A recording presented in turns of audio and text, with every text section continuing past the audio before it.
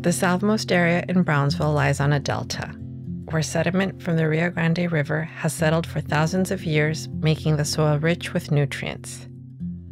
This fertile soil is the perfect place for growing things, not only plants, but also families.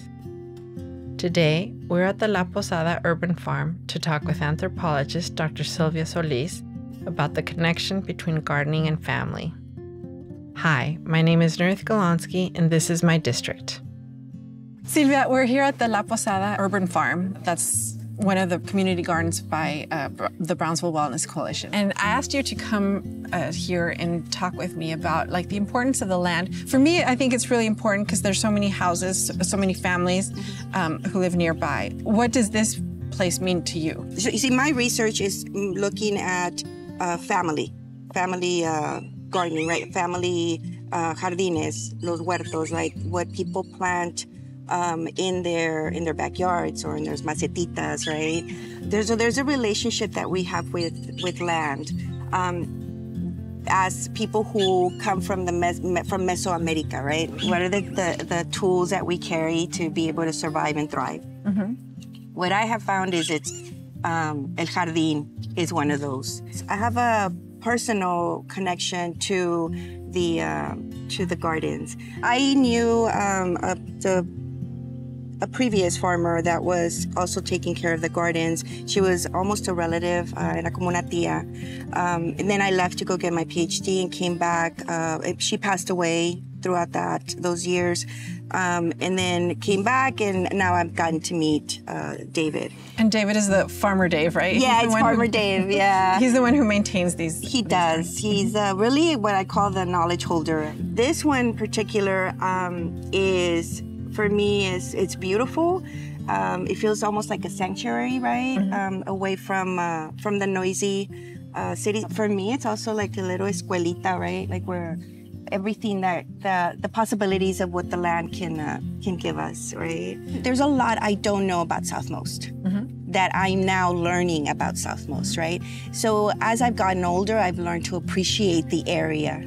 That's a beautiful place to grow up, and I think I wasn't taught enough about the place I grew up in, that I was born in, that I wasn't taught enough about.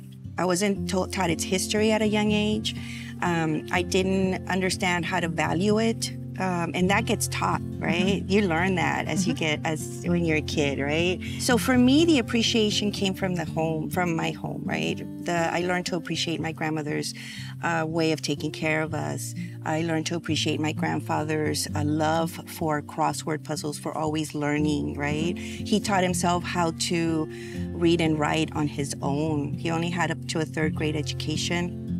And he was bilingual. He learned how to read and write in both languages on his own. But I wouldn't have been able to appreciate that if I hadn't been living with my grandparents. Which brings up the point about the multi-generational households. Living in a multi-generational household is very common here in Southmost, which I think is one of the strongest qualities our families have. Can you tell me what you think is the value of multi-generational families? Well, for one, it's that cultural aspect. I live in a multi-generational home. I've always, the only time I didn't was when I left to go get my PhD, but I've always lived with my mother, with my grandmother, right? And now coming back home, I'm living with them so that we could I can help my mother take care of my grandmother who's 90 years old, right?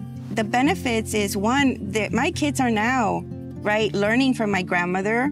They're learning from my mother. They're learning how to take care of the garden at home the way my grandmother knows how, right? Because she's still giving us instructions.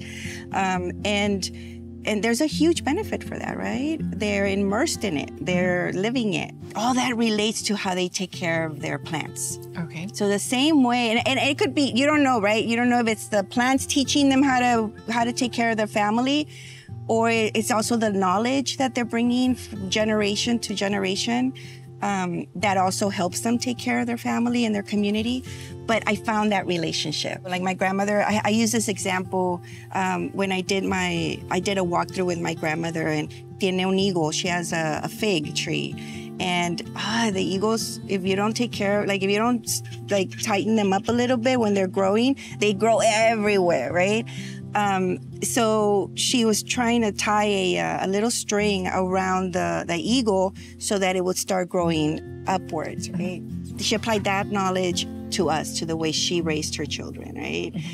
You know, making sure that you tie that you provide a structure in which your children can grow stable, right? And that way they themselves can give fruits or whatever it is that their life is going to be like, right? But you have to have a strong foundation for that. Thank you for that. That's a beautiful analogy, because I do feel strongly that that's one of the best assets of families in this area. We have that strong connection of unitedness and looking after each other. Yeah, I agree. I'm learning, right, how to appreciate more the home that I come from, and that includes the community. For me, I'm here right now at this point in my life, relearning from my community. You know, so I try not to take anything for granted. Great. Sylvia, thank you again for joining me in this conversation. I really like the analogy of your grandmother growing the fig tree. I think it's very representative of our families here in Southmost, and how we're very united and we support one another. Thank you, Nurith, for inviting me. I appreciate it.